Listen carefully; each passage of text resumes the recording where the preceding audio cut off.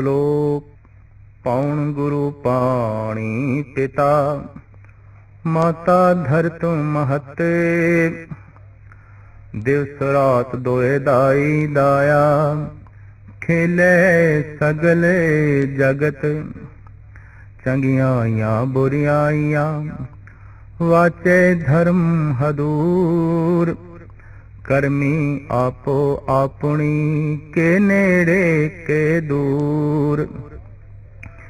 ਜਿਨੀ ਨਾਮ ਧਿਆਇਆ, ਗਏ ਮਸਕਤ ਘਾਲ। ਨਾਨਕ ਤੇ ਮੁਖ ਉਜਲੇ, ਕੇਤੀ ਛੁੱਟੀ ਨਾਲ। ਜਿਨੀ ਨਾਮ ਧਿਆਇਆ, ਗਏ ਮਸਕਤ ਘਾਲ। ਨਾਨਕ ਤੇ ਮੁਖ ਉਜਲੇ, ਕੇਤੀ ਛੁੱਟੀ ਨਾਲ। ਗੁਰੂ ਨਾਨਕ ਦੇਵ ਜੀ ਮਹਾਰਾਜ ਦੀ ਪ੍ਰਥਮ ਰਚਨਾ ਜਪਜੀ ਸਾਹਿਬ ਸ਼ਲੋਕ ਤੋਂ ਆਰੰਭ ਹੋਈ ਔਰ ਸ਼ਲੋਕ ਤੇ ਸਮਾਪਤ ਹੋਈ। ਜਪਜੀ ਸਾਹਿਬ ਦਾ ਪ੍ਰਥਮ ਸ਼ਲੋਕ ਆਦਿ ਸਚ ਜੁਗਾਦ ਸਚ ਐਬੀ ਸਚ ਨਾਨਕ ਹੋਸੀ ਵੀ ਸਚ, ਇਹ ਉਪਕਰਮ ਸੀ। ਜਪਜੀ ਸਾਹਿਬ ਦਾ ਅਖੀਰਲਾ ਸ਼ਲੋਕ ਪਉਣ ਗੁਰੂ ਪਾਣੀ ਪਿਤਾ, ਮਾਤਾ ਧਰਤ ਮਹਤ, ਇਹ ਉਪ ਸੰਗਾਰ ਬਣ ਗਿਆ। ਸਮਾਪਤੀ ਦੀ ਉਪਮਾ, ਉਹ ਆਰੰਭਤਾ ਦੀ ਉਪਮਾ। ਗੁਰੂ ਘਰ ਦੇ ਸਿੱਖ ਜਗਤ ਦੇ ਕਰੀਬਨ ਹਰ ਦੀਵਾਨ ਦੀ ਸਮਾਪਤੀ ਤੋਂ ਬਾਅਦ ਇਸ ਸ਼ਲੋਕ ਦੇ ਪੜ੍ਹਨ ਦੀ ਵੀ ਮਰਿਆਦਾ ਰਾਹਿਜ ਹੋਈ ਔਰ ਥਾਂ ਥਾਂ ਤੇ ਇਹ ਪੜ੍ਹਿਆ ਜਾਂਦਾ ਹੈ। ਇਸ ਪਾਵਨ ਪਵਿੱਤਰ ਸ਼ਲੋਕ ਦੇ ਗਿਆਨ ਦਾ, ਧਿਆਨ ਦਾ, ਧਰਮ ਦਾ, ਮਨੁੱਖਤਾ ਦਾ ਸਾਰੇ ਦਾ ਸਾਰਾ ਸਾਰ ਗੁਰੂ ਨਾਨਕ ਦੇਵ ਜੀ ਮਹਾਰਾਜ ਨੇ ਵਰਣਨ ਕਰ ਦਿੱਤਾ ਹੈ। ਆਪ ਪ੍ਰਥਮ ਇੱਥੋਂ ਆਰੰਭ ਕਰਦੇ ਨੇ, ਪਉਣ ਗੁਰੂ ਪਾਣੀ ਪਿਤਾ, ਮਾਤਾ ਧਰਤੇ ਮਹਤ।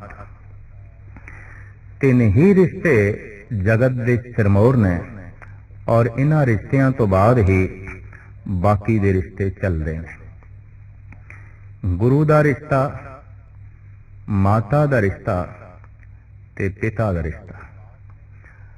ਅਗਰ ਮਾਂ ਬਾਪ ਨਹੀਂ ਤਾਂ ਬਾਕੀ ਰਿਸ਼ਤਿਆਂ ਦਾ ਜਨਮ ਨਹੀਂ ਹੁੰਦਾ। ਫਿਰ ਪੁੱਤਰ ਕਿੱਥੇ, ਭੈਣਾਂ ਕਿੱਥੇ, ਭਰਾ ਕਿੱਥੇ, ਪੋਤਰੇ ਕਿੱਥੇ? ਮੂਲ ਤੇ ਮਾਂ ਬਾਪ ਨੇ।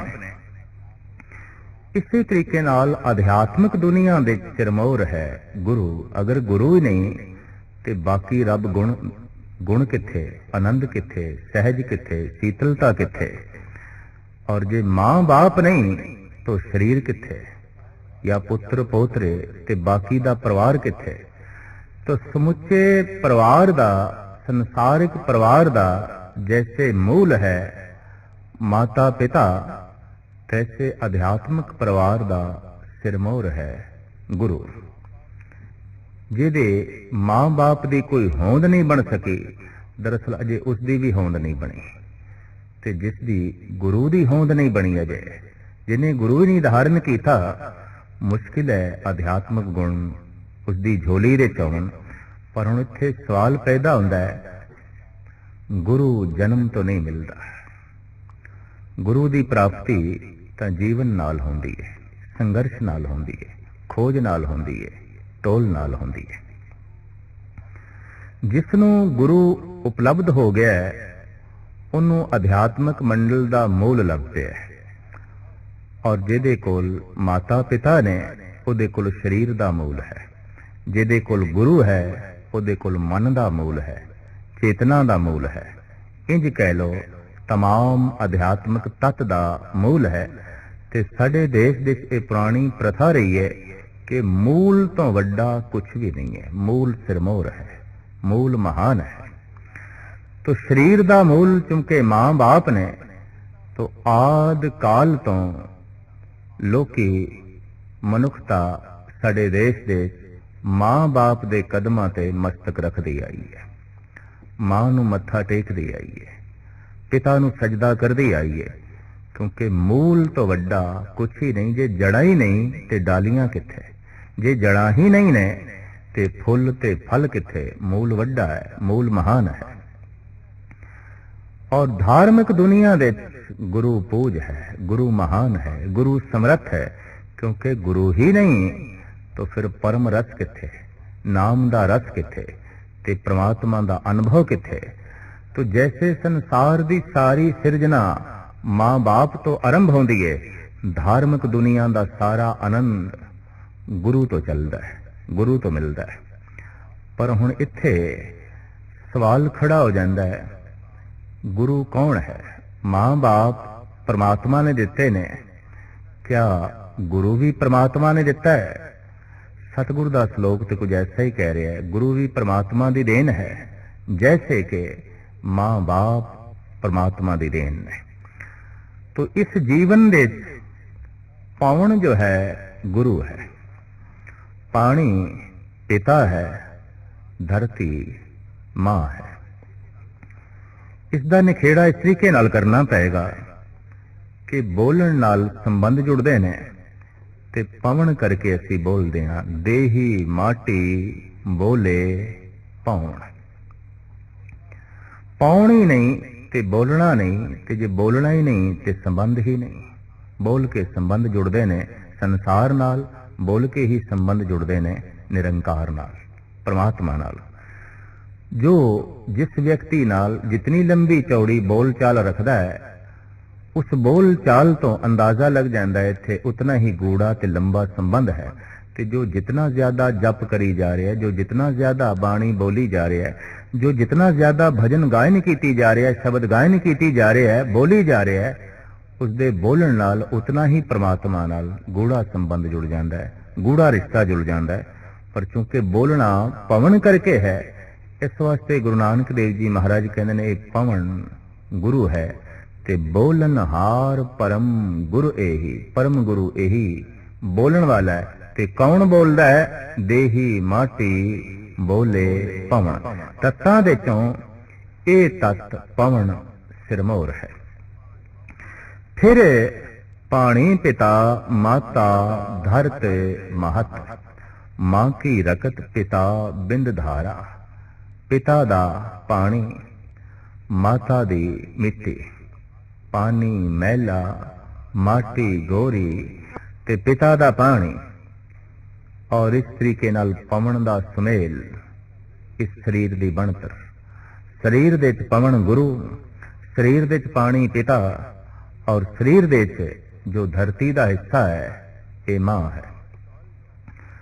उंज भी आदि काल तो साडे देश दे धरती नूं माता ही कहंदे आए ने, और देश नूं मातृभूमि कहंदे आए ने।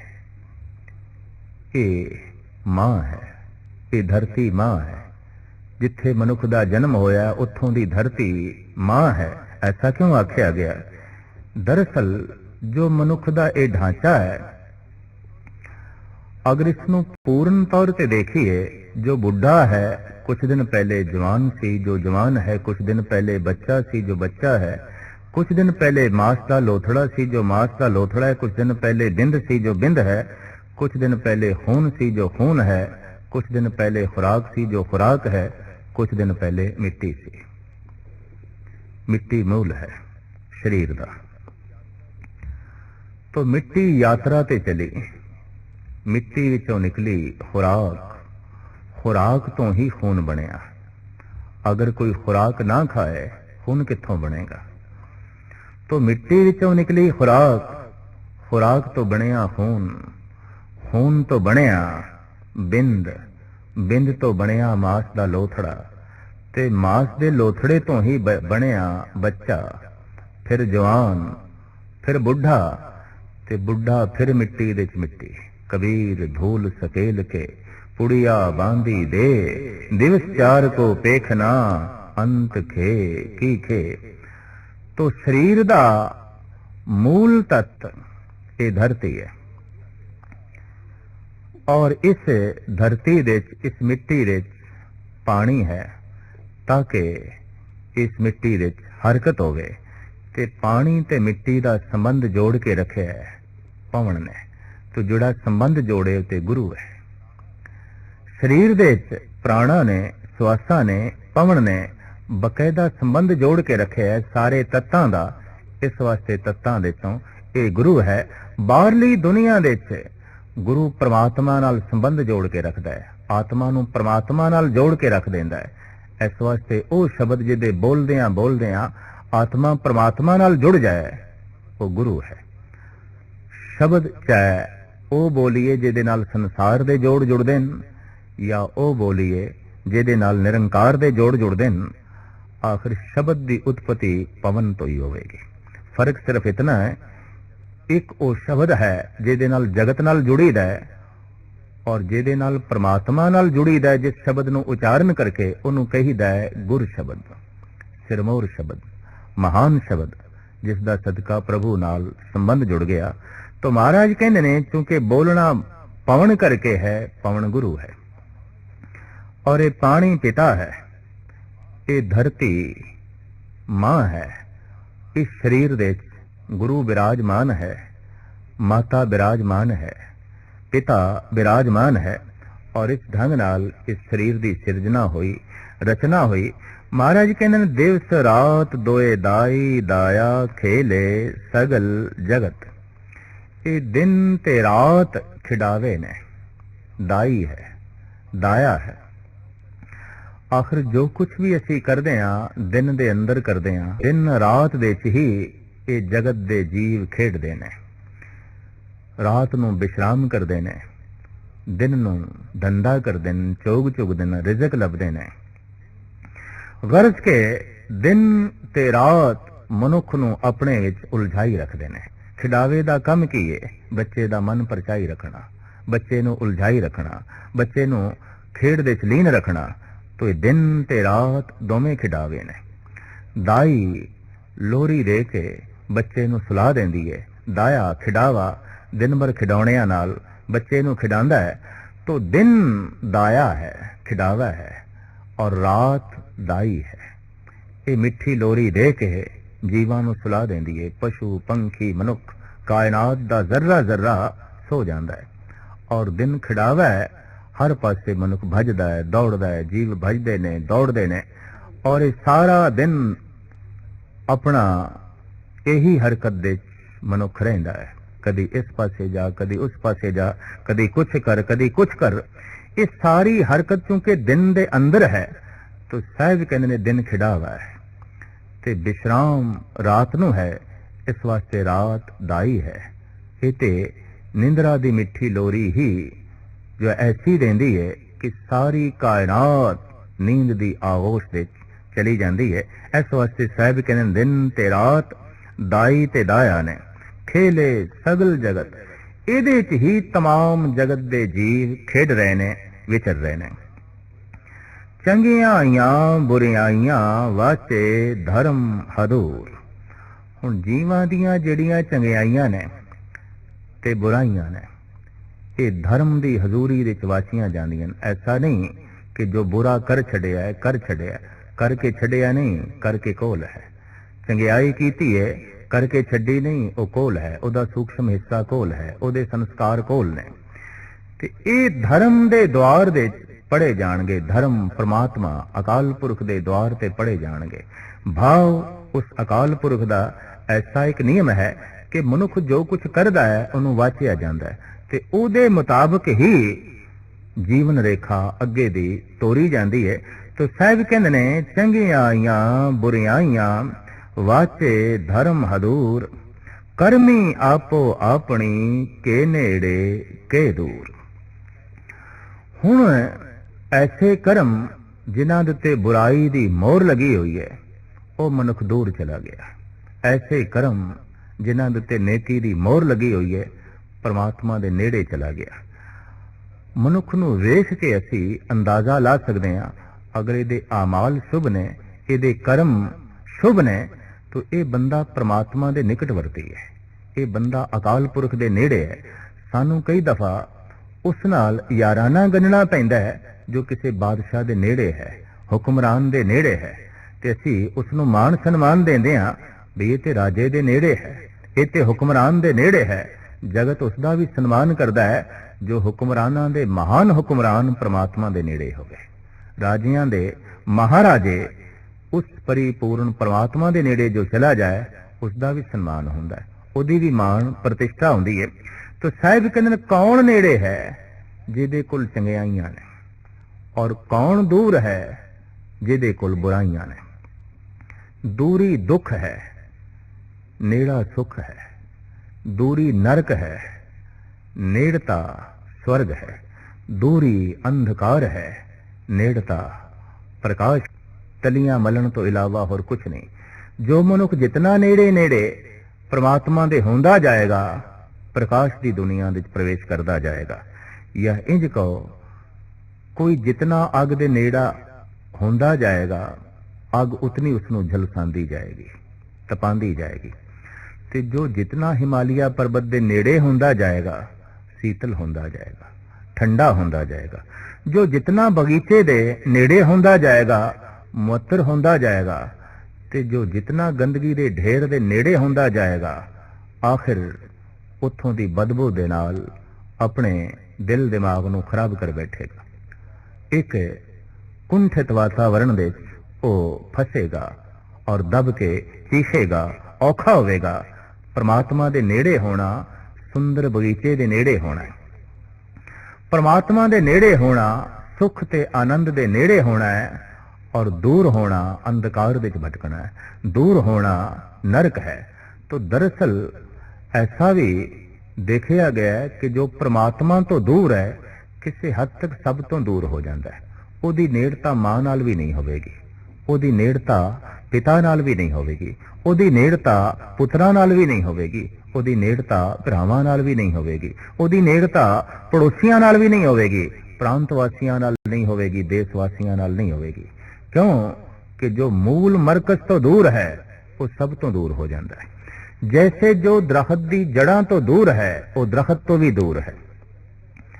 ते जो मूल केंद्र मरकज परमात्मा तो दूर है, सब तो दूर है। इस तरह के पिता का कोई भरोसा नहीं किया जा सकता कि बच्चों नाल इंसाफ करेगा जो परमात्मा तो दूर है। और इस तरह के भरा का की भरोसा जो परमात्मा तो दूर है। यकीन जानो ओ भरा भरा दे भी नेड़े नहीं, ओ पिता पुत्रां दे नेड़े नहीं, ओ पति पत्नी दे नेड़े नहीं है, और ओ पत्नी पति दे नेड़े नहीं है। नास्तिकता दे घुप अंधकार दे डुब के यूरोप ने ते होर अन्य देशां ने तजर्बा करके वेख लिया कि परिवार बिखर गए ने। भरा भरा तो दूर हो गए, बच्चे माँ बाप तो दूर हो गए, माँ बाप बच्चियां तो दूर हो गए, और इतनी दूरी कि नेड़ता दिखाई नहीं देती। कारण की है? दरअसल जो मूल तो दूर हो गया वो डालियां तो भी दूर हो गया, जो जड़ां तो दूर हो गया वो पत्तियां तो भी दूर हो गया, जो परमात्मा तो दूर हो गया वो जगत तो भी दूर हो जाता है, जो निरंकार तो दूर हो जाए वो संसार तो भी दूर हो जाता है। कौन नेड़े है ते किहदी नेड़ता दे उत्ते भरोसा किया जा सकता है? दरअसल जो परमात्मा दे नेड़े है। शेख सादी ईरान दे प्रसिद्ध सूफी संत दा कहना है कि खुदा तरस बायद अमानत गुजार। जिहदे कोल धन दी, असमत दी, इज्जत दी, परिवार दी, मुल्क दी या कौम दी अमानत रखनी है, वेख लेना उसका खुदा तरस होना बड़ा लाजमी है। अगर वो खुदा दे नेड़े नहीं तो अमानत विच खयानत कर देगा। जो असमत उसनूं सौंपी है वो सही सलामत नहीं वापस लौटन लगे। जो दौलत उसनूं सौंपी है ਉਹਦੇ ਚ खयानत होगी। वो कौमी पद्धर ते खयानत करेगा, वो देश पद्धर ते खयानत करेगा। अमानत उसनूं सौंपनी है। दरअसल जिहड़ा परमात्मा दे नेड़े है, खुदा तरस बायद अमानत गुजार। जो खुदा तरस नहीं ते खुदा दे नेड़े नहीं, परमात्मा दे नेड़े नहीं, दरअसल वो ईमान दे नेड़े नहीं, ते जो ईमान दे नेड़े नहीं होते बेईमान है, जो परियों ते अंधकार दे है। लिहाजा इस तरह के मनुख का की भरोसा किया जा सकता है? तो सतगुरुदेव जी महाराज कहते ने, करमी आपो आपनी के नेड़े के दो। जैसे जैसे मनुखता परमात्मा तो दूर होंदी है, सुख तो दूर होंदी है। जगत दा कलेश, जगत दा दुख, संसार दी विपता इस गल दा सबूत है कि परमात्मा तो दूरी है, बहुत दूरी है, बहुत दूरी है। तो सतगुरुदेव जी महाराज दा फरमान, ਕਰਮੀ ਆਪੋ ਆਪਣੀ ਕੇ ਨੇੜੇ ਕੇ ਦੂਰ। ਕੀਤੇ ਹੋਏ ਕਰਮਾਂ ਦੇ ਮੁਤਾਬਕ ਕੋਈ ਨੇੜੇ ਹੈ, ਕੋਈ ਦੂਰ ਹੈ। ਜਿਸ ਨੂੰ 12ਵਾਂ ਵਿੱਚ ਗੁਰੂ ਅਰਜਨ ਦੇਵ ਜੀ ਮਹਾਰਾਜ ਇਸ ਢੰਗ ਨਾਲ ਫਰਮਾਨ ਕਰਦੇ ਨੇ, ਕਿਰਤ ਕਰਮ ਕੇ ਵਿਛੜੇ ਕਰ ਕਿਰਪਾ ਮੇਲੋ ਰਾਮ। हे ਰਾਮ, ਕੀਤੇ ਹੋਏ ਕਰਮਾਂ ਕਰਕੇ ਵਿਛੜ ਗਏ ਤੇਥੋਂ। ਕੀਤੇ ਹੋਏ ਕਰਮਾਂ ਨੇ ਬਹੁਤ ਦੂਰ ਕਰ ਦਿੱਤਾ ਹੈ, ਬਹੁਤ ਦੂਰ ਕਰ ਦਿੱਤਾ ਹੈ। ਕਿਰਪਾ ਕਰ, ਮੇਰ ਕਰ, ਰਹਿਮਤ ਕਰ, ਤੇਰੀ ਨੇੜਤਾ ਨਸੀਬ ਹੋਵੇ। ਕਿਉਂ? ਕਿਉਂਕਿ ਤੇਰੀ ਨੇੜਤਾ ਦੇ ਹੀ ਸੁੱਖ ਹੈ, ਆਨੰਦ ਹੈ, ਚੈਨ ਹੈ, ਰਸ ਹੈ। ਅਗਰ ਕੋਈ ਦੂਰ ਹੈ ਤਾਂ ਸਾਹਿਬ ਕਹਿੰਦੇ ਨੇ ਇਹ ਕਿਰਤ ਕਰਮ ਨੇ, ਇਹ ਕੀਤੇ ਹੋਏ ਕਰਮ ਨੇ। तो कर्मी आपो अपनी के नेड़े के दूर। जो दूर है वो पापी है, जो पापी है वो दूर है। दुष्ट, जालम, चोर, यार, बदमाश, गुंडे सारे इस श्रेणी च आ जाते ने कि सच तो दूर, परमात्मा तो दूर। सील, संजमी, दयालु, कृपालु, विशाल हृदय दे मालक, सम भावना रखण वाले, सम दृष्टि रखण वाले, इस तरह के जितने पुरुष ने ये नेड़े ने। अजोके संसार नूं वेख के कहना पैंदा है कि यह संसार जो कलयुग बन गया, यह संसार जो नरक बन गया, केवल सच दी दूरी दे करके, केवल परमात्मा दी दूरी दे करके। तो साहिब कहंदे ने कीते होए कर्मां करके कोई नेड़े है, कोई दूर है। कर्मी आपो अपनी के नेड़े के दूर। जिन्नी नाम ध्याया गए मुशक्कत घाल। जिन्हां ने नाम जपिया, नाम दे च ध्यान जोड़िया, उन्होंने अपनी मुशक्कत सफल कर ली, उन्होंने अपनी घालना घाल ली, सफल कर ली। ते घालना दे चों यही सब तो वड्डी घाल है। अगर कोई संसारिक पद्धर दे ते सफल भी हो गया तो साहिब कहने ने उहदी घालना सफल नहीं हुई। दरअसल जो आध्यात्मिक पद्धर दे ते सफल हो गया, और कौन सफल होया है? जिन्हें नाम दे च ध्यान जोड़ लिया है, जिन्हें शब्द दे सुरत जोड़ ली है। जिसने भी जोड़ ली है, महाराज कहते घालना घाल ली, उसने मुशक्कत सफल हो गई। मेहनत का फल उसनों मिल गया। किसनों? जिसने भी नाम दिहाया है, भाव जिसने भी शब्द दे सुरत जोड़ी है, जिसने भी नाम दे ध्यान जोड़े। आखिर धर्म धुन ते ध्यान दी साधना है, शब्द ते सुरत दी साधना है।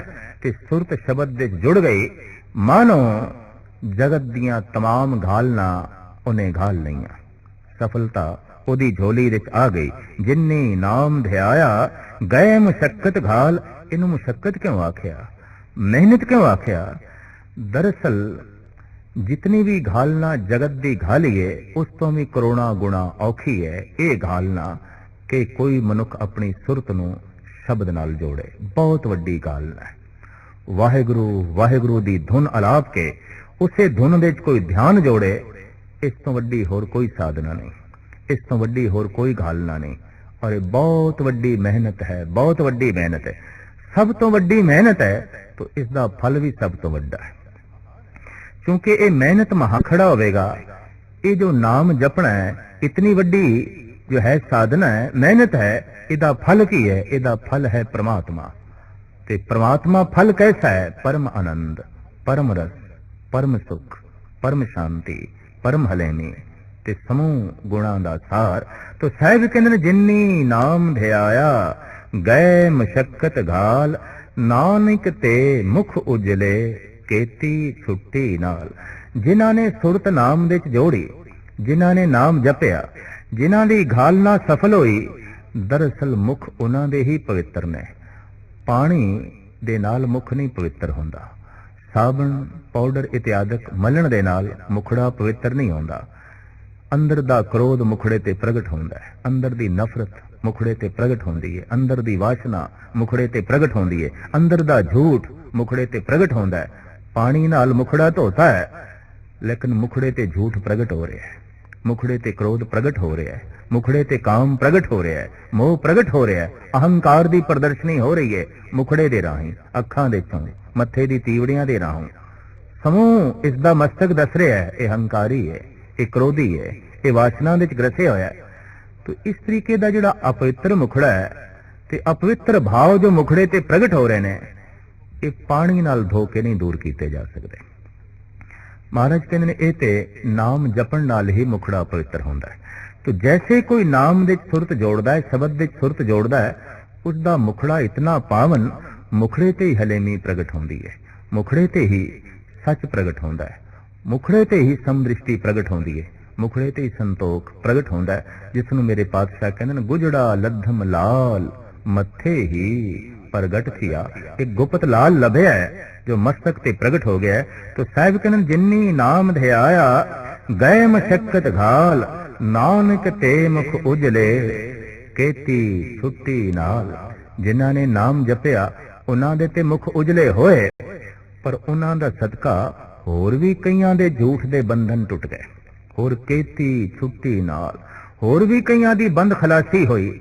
ਜਿਵੇਂ ਕਿਸੇ ਨੇ ਆਪਣੇ ਕੱਪੜਿਆਂ ਨੂੰ ਸੈਂਟ ਲਾਇਆ ਹੈ ਤੇ ਠੀਕ ਹੈ, ਉਹਨੂੰ ਤੇ ਖੁਸ਼ਬੂ ਆ ਰਹੀ ਹੈ, ਪਰ ਉਹਦੇ ਕੋਲ ਵੀ ਜਿਹੜਾ ਬੈਠ ਜਾਂਦਾ ਹੈ ਉਹਨੂੰ ਵੀ ਖੁਸ਼ਬੂ ਮਿਲ ਜਾਂਦੀ ਹੈ। ਜਿਹਨੇ ਨਾਮ ਜਪਿਆ ਰਸਤੇ ਉਹਨੂੰ ਮਿਲਿਆ, ਆਨੰਦ ਤੇ ਉਹਨੂੰ ਮਿਲਿਆ, ਪਰ ਉਹਦੇ ਕੋਲ ਵੀ ਜਿਹੜਾ ਬੈਠ ਜਾਂਦਾ ਹੈ ਉਹਨੂੰ ਵੀ ਕੋਈ ਮਸਤੀ ਮਿਲ ਜਾਂਦੀ ਹੈ, ਉਹਨੂੰ ਵੀ ਕੋਈ ਸਰੂਰ ਮਿਲ ਜਾਂਦਾ ਹੈ। ਇਹ ਹਕੀਕਤ ਹੈ, ਬਹੁਤ ਵੱਡੀ ਜੋ ਹੈ ਸਚਾਈ ਹੈ। ਇਸ ਵਾਸਤੇ ਨਾਮ ਰਸੀਆਂ ਦੀ ਸੰਗਤ ਵਿੱਚ ਬੈਠਣ ਦੀ ਸਾਨੂੰ ਤਾਕੀਦ ਕੀਤੀ ਗਈ ਹੈ ਤੇ ਨਾਮ ਰਸੀਆਂ ਦੀ ਸੰਗਤ ਵਿੱਚ ਬੈਠ ਕੇ ਮਨੁੱਖ ਨੂੰ ਨਾਮ ਜਪਣ ਦੀ ਪ੍ਰੇਰਨਾ ਮਿਲ ਜਾਂਦੀ ਹੈ। ਵੀ ਇਹਨੇ ਸੈਂਟ ਲਾਇਆ ਔਰ ਇਹ ਮੁਅੱਤਰ ਹੋਇਆ ਹੋਇਆ, ਮੈਂ ਵੀ ਲਾਵਾਂ, ਮੈਂ ਵੀ ਅਤਰ ਲਾਵਾਂ, ਮੇਰੇ ਵਿੱਚੋਂ ਵੀ ਖੁਸ਼ਬੂ ਪ੍ਰਗਟ ਹੋਵੇ। तो इस ढंग की प्रेरणा भगतां तो मिल जाती है, संतां तो मिल जाती है। साहिब कहते ने उन्हां दे ते मुख उजले ने जिन्हां ने नाम जपिया है, पवित्र ने, पावन ने, पर इन्हां पवित्र मुखड़ियां करके होर भी कई पवित्र मुखड़े हो गए, होर भी कईयां दे झूठ दे बंधन टुट गए, दुख दे बंधन टुट गए और उन्हां दी झोली सुख दे नाल भर गई। ये जपजी साहिब दा आखिरी श्लोक मोर, जिहदे च धर्म, गुरबाणी, सभ्यता, इंसानियत दा सार साहिब श्री गुरु नानक देव जी महाराज ने वर्णन कर दिता है। सतगुरु रहमत करन कि हर मनुख दी जपजी साहिब नूं सुन के, अर्थ विचार नूं सुन के जपण दी भावना पैदा होवे ते हर मनुख दी ये घालना गुरु नानक देव जी महाराज सफल करन।